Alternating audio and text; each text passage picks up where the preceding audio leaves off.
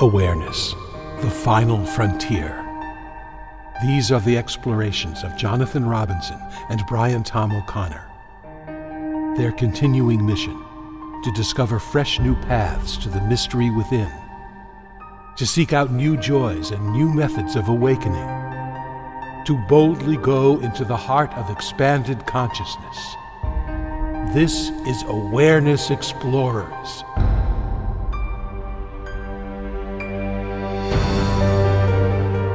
Well, welcome back, Awareness Explorers and fellow Cosmic Inquirers. And speaking of Cosmic Inquirers, this is Jonathan Robinson. I'm with my co-host, Brian Tom O'Connor, who is a great cosmic comadre. I was going to say cosmic interlopers. I don't know why that word popped into my mind, but who knows whether that's appropriate or not. That can work. You know, today we're going to be talking about a subject which I am very focused on currently because I'm writing a book about it. And it's the subject of perfectionism and control and how we are brainwashed in a society to be focused on things being perfect and having things in control, and how that can interfere with our spiritual path. And when I mention those terms, Brian, what shows up for you? Well, certainly I think control is one of the basic problems in humanity, is the desire for control of others, which you see in war and politics and countries fighting each other and communities fighting each other and races and religions and families. The desire that everyone should act the way you think they should, and internally as well. Our own inner conflicts have a lot to do with the fact that we want to control how we are as opposed to allowing. And as far as perfectionism goes, I do have a bunch of things to say on that. But first I was curious about your book. What's the premise of the book that you're writing about this? Well, the premise is that we've been kind of brainwashed or hypnotized into always pursuing perfectionism and control, and that those things don't, after a certain point, help our peace or our spirit or our relationships or anything. The book is kind of, in a funny way, called Strive for Mediocrity. And when I use those terms, people laugh because that's the exact opposite of everything we've ever learned in our lives. You know, we should always go for the gold and have the perfect wedding or the perfect marriage or the perfect body. And all that keeps us very, very busy and very, very much not focused on allowing things to be as they are and being with things as they are, which is the basis of trying to find inner peace and the background of awareness. So this cultural brainwashing is really in the exact opposite direction of what's going to lead to long-term peace, and therefore it's a very big problem. Yes, that's absolutely right. That sounds fascinating and a great point of view, and I agree. One distinction I'd like to make, though, I was thinking about this when we decided to talk about this, and I actually think there are two kinds of perfectionism.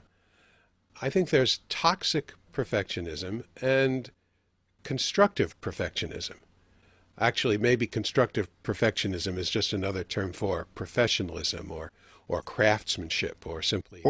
Or maybe impeccability. Impeccability, well, yes, you could say that. High standards of quality, you could say. Yeah. But it's toxic if imperfection makes you unhappy, if you suffer when things don't go exactly your way. But it can be constructive if you find great joy in doing your best to make something of quality, or making something that you want to share. And making something of quality means sweating the details. It's toxic if you make everyone you work with miserable when it's not perfect, but it's constructive if you inspire people's best efforts and you can take joy in the sharing and appreciation of something that you and other people have created with care and quality. Yeah, I like your distinctions because everything has a good side and a bad side to it. And this idea of toxic perfectionism versus doing your best as a way of being your best in a heartfelt manner are very different experiences. The problem is that we tend to start with the idea, yeah, I want to do my best, I want to have high standards, and this other thing tends to take over. And then we run into trouble. You know, the serenity prayer of AA comes to mind. Not well, it comes to mind, although I can't remember it. You know what? Why don't we look it up? Have the exact quote, because it's really actually quite beautifully written. Hold on one second. I have it here. Oh, you do? Yeah. The serenity prayer says, God, grant me the serenity to accept the things I cannot change, courage to change the things I can, and the wisdom to know the difference. Yeah, that's perfect. And it perfectly applies to what you've been talking about. So, how one makes those distinctions, though, is a conundrum because we can always fool ourselves into thinking, well, I just like to have everything be perfectly clean because cleanliness is next to godliness. Or we can say, well, I just like to have everything done right. You know, it occurred to me, well, I could stop being a control freak if other people could stop screwing up so much. Yes, exactly. I think the key is that the difference is if you don't base your happiness on whether or not things are perfect, then you can strive for quality, but be okay when perfection isn't reached. And you can enjoy the happy accidents that happen during the creative process. And you can also be ready to share your work before it's utterly perfect. In other words, let's say you're creating something and you have a deadline and you do your best and the deadline comes and you present it. And if it has flaws, you say, okay, nobody's perfect, but you see the good qualities of it too. And the next time, maybe you try and do it better. But really the key is, are you unhappy when things are not perfect? Are you basing your happiness on events outside of yourself as opposed to the inner awareness that's there? Yeah, that's a good point. And unfortunately, our culture teaches us that the right way to be happy is to try to control all the people and all the circumstances in your life to go the way that you want them to go. And of course, that's a tiring task. It rarely works because there's like 100 different variables. I mean, just today, it's early, it's 10 in the morning for me, my cell phone stopped working, my internet stopped working. I have water damage in our house because there was a leak somewhere. And my credit card was stolen yesterday and somebody's using it. And it's early. We haven't even gone through the day. What a day. Well, that's a little bit more than usual. But if you're hoping for things to go smoothly, there's so many variables in life now, and we haven't even gotten to the people. You know, there's also people in my life who aren't doing what I want. And to the extent that I put the weight of my life or my happiness on things going smoothly, I'm going to be in trouble. So I like to say that I'm a recovering perfectionist because I got all the programming from our society. And at some point I started to see, wait, this is a bad deal. I better put the weight of my life on awareness or on meditation because that's at least much more in my control. And being a, quote, control freak or recovering control freak is a process, just like, you know, recovering from alcoholism. You know, you can use the 12 steps, you can use humor, you can be in support groups. But unfortunately, unlike AA, there are no control freaks anonymous or perfectionists anonymous to help you. The disease is so common that it's almost like everybody would have to join. That's right. I think it's interesting that when you talk about recovering perfectionist, there's another form of toxic perfectionism that I'm recovering from, which is the fear of putting yourself out there or putting your creations out there until they're perfect, Hmm. for fear of criticism. So when you look at your work or look at what you've created or look at your profession or look at your skills and you see they're not perfect and therefore you don't share them with the world, then you are really losing out. But the people who have been successful in their professions or in whatever artistic or professional endeavors they have, when they give advice to people, you hear the same thing over and over again. Be okay with failing. Fail over and over again. And really, that's the way to succeed. As a matter of fact, I think it was Niels Bohr. He had this great quote. Let me see if I can remember it. It's something like, an expert is someone who has made all the mistakes possible in a narrow field. Mm-hmm. Hmm. Well, you bring up a really important point, and that is that a lot of us are perfectionists in certain slices of our life and not in others. And like, for example, my wife is a perfectionist when it comes to cleanliness. And I'm not. I'm okay in any environment that way. But I'm a perfectionist when it comes to sports. Like, I'll get down on myself if I don't play tennis right. You know, instead of playing tennis, I kind of compete at tennis. Mm-hmm. And you're a perfectionist when it comes to putting out your creative stuff, and I'm not, which has allowed me to write 15 books. They start off kind of crappy, and with feedback they got better, and until by the time they were published they were good. So the fact that I don't have that restriction has allowed me to put out a lot of stuff. So sometimes this dis-ease or disease takes place of one part of our life, like in our hobbies or in our work or in our relationships. Some people are very controlling in their relationships or with their kids, always thinking they know how their kids should be. And in any area where you have that level of desire for control or need for control, you will tend to be pretty unhappy. Yes, that's right. And it's true that we have different areas where we're controlling and some areas where we're not. I wonder why these particular areas are like that. I think that they're the areas in which we have invested our identity and invested our desire for approval.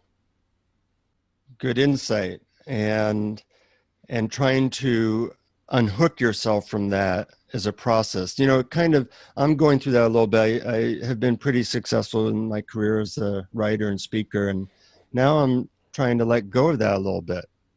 I've always been a little bit of a perfectionist in terms of my career, and now I actually have to unhook my identity. People even come up to me and they say, "Oh, what are you working on?" And what's the latest thing you're doing? And I go, "Oh, not much." And it's hard to do that because a lot of my identity was hooked into being successful. Mm-hmm. And you kind of go through a little bit of a grieving process when you are letting go of perfectionism and control and allowing things to be as they are. And it is a process. I like to use humor, because humor is a great way of seeing your controlling tendencies, and B, kind of lubricating them so you let go more easily. So for this new book I'm writing, I did this thing where I came up with ways to know if you're a control freak. In the same way that Jeff Foxworthy, the comedian, used to say, if you call your boss dude, you might be a redneck.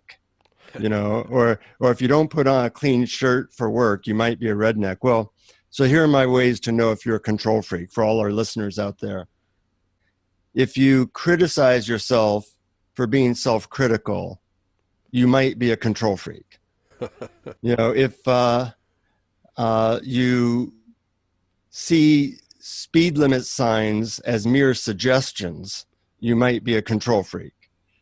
If you have taught your cat how to sit and stay, you might be a control freak.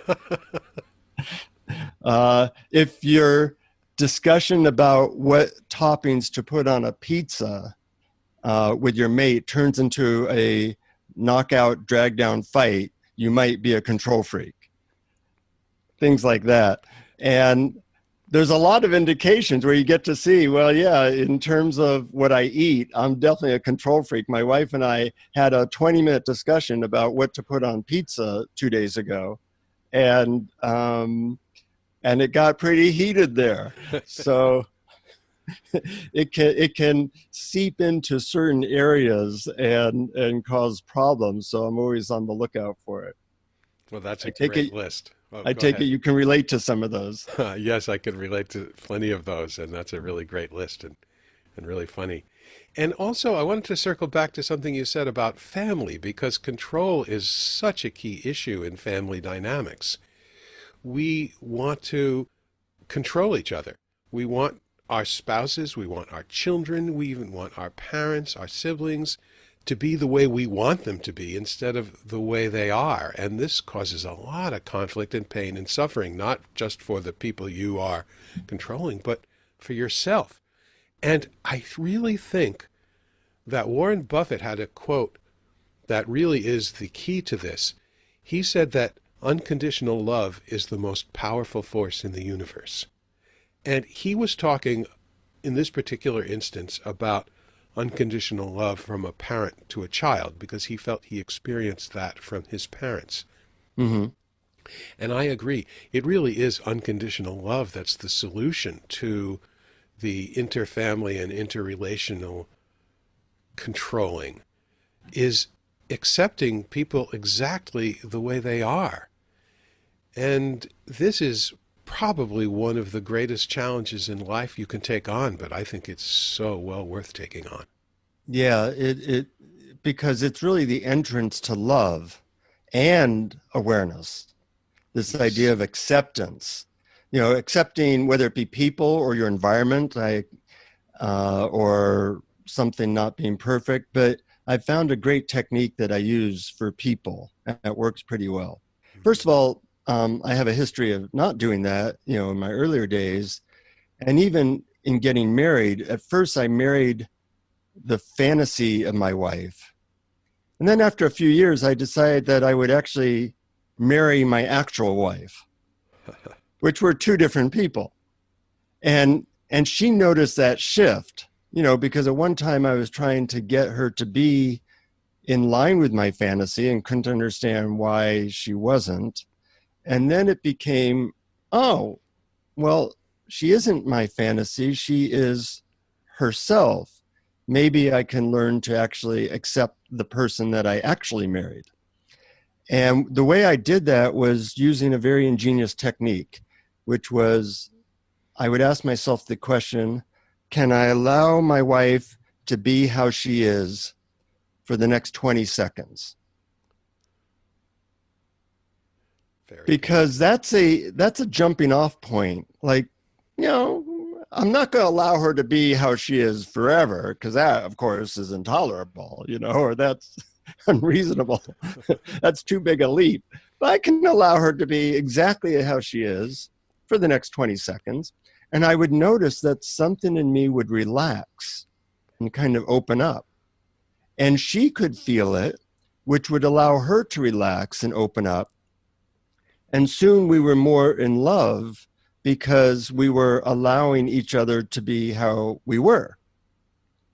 And I think that's a good model for how to bring or let go of toxic perfectionism and toxic control in other areas of our life. That if you learn that letting go is a way to more peace, then it can kind of organically start growing within yourself. I think that's such a super technique and really important. And the for the next 20 seconds idea is really so key because, we talk about allowing everything to be as it is as the first step in our awareness process. The second one being noticing the awareness in which all things appear. But you can only allow everything to be as it is in this moment, right now. It's not something you can even do in the future. And when you take the pressure off, you take the future out of it, and you just say, just for now, just for a few moments, just for the next 20 seconds, I'm going to allow this person or that person or myself or the world to be exactly as it is. Great technique. Thank you. Yeah, yeah. And there's other methods I've used. One is to use certain affirmations. One affirmation that I'll use is, however things are going, root for it to go that way. Yes. That's pretty relaxing. Yeah, no, I do like that one. That's tricky, but I think really valuable. Yeah. And, also changing what I'm aiming for. Like at one time I wanted to be, will sound funny. I wanted to be like a world-class meditator. Uh-huh. Now I'm okay being a mediocre meditator. It's much easier. And it actually opens up the field. I mean, if you're trying to be a world-class meditator, you got to be pretty intense and push yourself, which is the exact opposite of what you're trying to accomplish. So, yeah, I'm aiming for a mediocre meditation session. And by golly, I achieve that almost every single time. Congratulations. Thank you. You rock. But go on. Meditation is the opposite of control. Yeah, yeah. But it's funny how we can bring control into it because we're so pointed in that direction that it can take over everything. And that's where we have to start looking at, is this tendency for control taking over stuff and hiding as, oh, I just have good standards, or I just like things to be done right. Yes, good point. And here's a good tip. If you are meditating and you feel upset because you're not controlling your mind, then you're probably not doing it right. Right. Because someone wise once said, if you battle against your mind, you'll be at war forever. It's watching your mind. It's allowing the thoughts come in. It's watching what happens. It's noticing what happens. Mm-hmm. And being okay with what happens and allowing yourself to identify with the clear, empty, allowing, accepting field that it's all happening in. Yeah, yeah. It's a real breath of fresh air when you open up to the power of allowing versus the pain of perfectionism. Yes. There's another subject I wanted to talk about when we decided to talk about perfectionism. It reminded me of the Japanese theory of wabi sabi. Do you know about that? A little bit. It's kind of it's both an aesthetic theory and a way of life philosophy. And the essence of wabi sabi is based on three concepts: that everything is imperfect, impermanent, and incomplete. Or in other words, nothing lasts, nothing's finished, nothing is perfect. And when you think about it,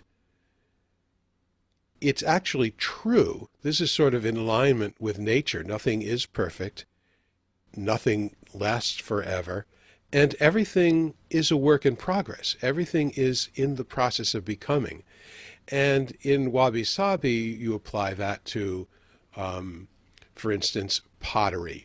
If it's cracked or it's old or it's not symmetrical, it has a certain beauty to it. And even there's another form of fixing pottery. I think it's called kintsugi, where you take cracked pottery and you're mending it, but you're filling the crack with a lacquer made of gold dust so that the actual cracks shine out in gold so that you're actually drawing attention to the cracks themselves, but it's actually beautiful. And you're seeing that, yes, it's been damaged, and yes, we fixed it, and isn't this crack that we fixed it with part of its beauty? And I think that's such a beautiful way of looking at life and the world and the aesthetics and philosophy. Yeah. And it's a different programming than what we get in this culture a lot. One of my favorite lines from a Leonard Cohen song is, uh, everything has a crack in it. That's how the light gets through, or Yeah, something like that. there's a crack in everything. There's a That's crack what in I like. everything. Yeah, Mhm. yeah, I love that song and I love that quote. So if you can go from allowing things to be a little out of control, because they are, or a little bit not perfect, to appreciating how things are never within our control, and appreciating the imperfection and stuff, that's even a higher level of being in the world. That's right. And speaking of perfectionism and non-perfectionism, we started doing this awakening coaching thing, and it's really fun to help people see where they're holding on, and to allow those moments where they are able to see something through their awareness, and from that seeing let go into a deeper level of peace. And it's fun to do it on yourself, but it's really great to work with other people and allow those aha moments of releasing that we've been able to do with people in our awakening coaching. And if people want more information about that, we have a whole thing about it on our website, awarenessexplorers.com. And we also have those meditations. And I've been using the meditations because every week we do an additional guided meditation. And if I say so myself, they're not perfect, but they're really good. And they are really wonderful because, being that I'm somewhat lazy, you just press play and there's like 25 meditations now, ranging from 4 minutes to 15 minutes. And they guide you to a place that's really beyond the mind, into pure awareness usually. And to listen to a couple of them in a row is really one of my favorite things to do right now. Have you listened to our own guided meditations? I sure have. I really like them. I think they're great. Yeah, I test drive them before I put them up. Yeah, and we're getting some good comments about them. So thanks for listening, and feel free to spread them to your friends, family, all those people who are currently not perfect. Once they listen to the guided meditations, that may change, or you might let go of the need for them to be perfect. So they are really been a really good resource. And I thank you, Brian, for putting them up there. Oh, you're welcome. And speaking of guided meditations, if I'm not mistaken, you're going to guide us in one more about now. That's right. As a matter of fact, I was inspired by the idea of wabi sabi to see if I could craft a guided meditation around that and around the whole idea of perfectionism, control, and allowing things to be as they are. So, you ready? I am all in my amazing meditation position, in which I hope to have a truly transcendent, life-altering experience. No, scratch that. I'm going to go for mediocre and just allow things to be as they are. That's a good way of looking at it. So, yes, so here's the next imperfect meditation.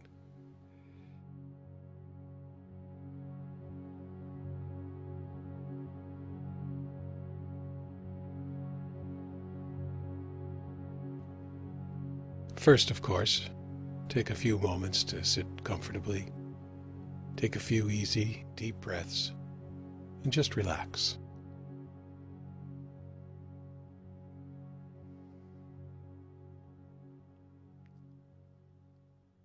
Just for now, we're only concerned with this moment. In this moment, See if you can simply allow everything to be exactly as it is. Let's leave thoughts about the future for another time, and just allow this moment to be as it is, now, here.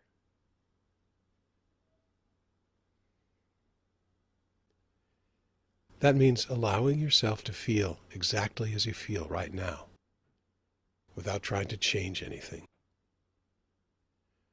Allowing your body to be just as it is right now. Allowing your emotions to be just as they are right now. Even allowing your thoughts to be just as they are right now. They come, they go. Just allow them.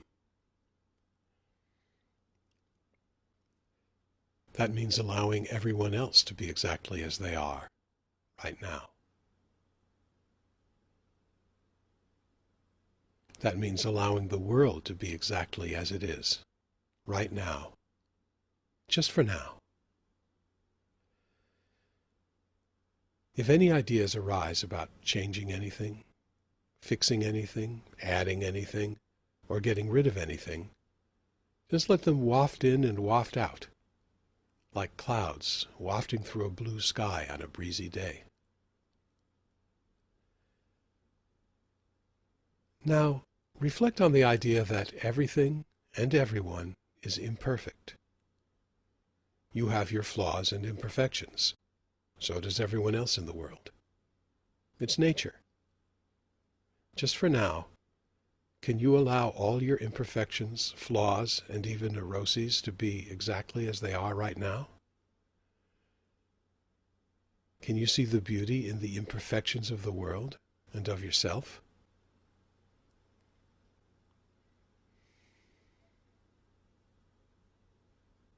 Now reflect on the idea that everything and everyone is impermanent.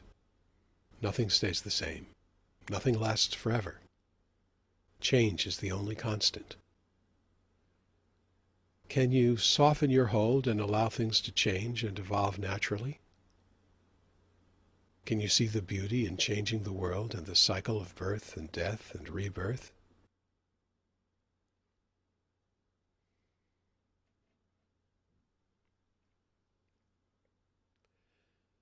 Now reflect on the idea that everything and everyone is incomplete. You are a work in progress. The world is a work in progress. Your life is a work in progress. Can you see the beauty in the ongoing, never-ending process of becoming?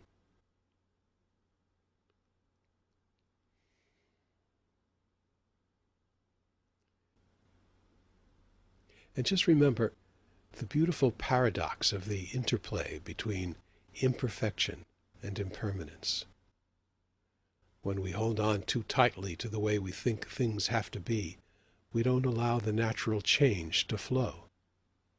But when we soften our grip on ourselves and the world, the innate process of change is allowed to flow naturally, and things mysteriously get better.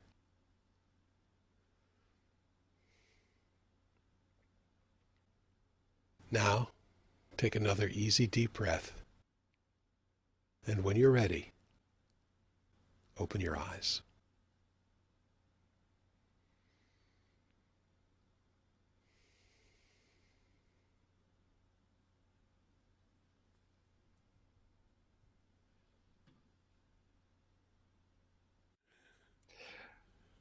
Well, Brian, that was a real treat. It went far beyond my mediocre expectations, I'm so glad. and I think it's truly useful to engage people in that type of meditation and that point of view as well. You know, I'm noticing that sometimes you have a slight knocking sound behind you of people doing construction, and you know, if I need this to be perfect sound, we're screwed because it's hard to get perfect sound. So life is always showing us our attachment to things being just the way we want them to be. And I take that as a signal, well, can you let go into this? Can you be okay with this? And so life is always giving us those little reminders. Yes, that's perfect. Or not. But yeah, there's construction. People are renovating the apartment above, and we actually made it through most of the episode. I guess they were on lunch break, and now they're back. Yeah. But at the end, we hear that tap, tap, tapping. So you're right. It's just part of life, part of the imperfection of life. And your meditation reminds us to be okay with that. Yep. Well, may the little annoyances of life, the little unpredictabilities of life go at a nice, even pace for you, and you can digest them and allow them to be as they are for both you, Brian, and our listeners out there, and to use some of the concepts that we talked about today to look at your own perfectionism and control and see if you can loosen that bottle cap a little bit and allow the wonder and beauty of this moment to seep into you more fully. I'm relaxing just thinking about it. Nice. And of course, till next time, keep exploring. Keep exploring. Thank you for listening to Awareness Explorers. To learn more, you can check out our website at awarenessexplorers.com. Please subscribe to our podcast on iTunes, Google Play, or your favorite podcast app. And we'd love it if you would post a review. And please share our link on Facebook and with family and friends, because knowing yourself as awareness is the greatest gift you can give yourself or someone you love.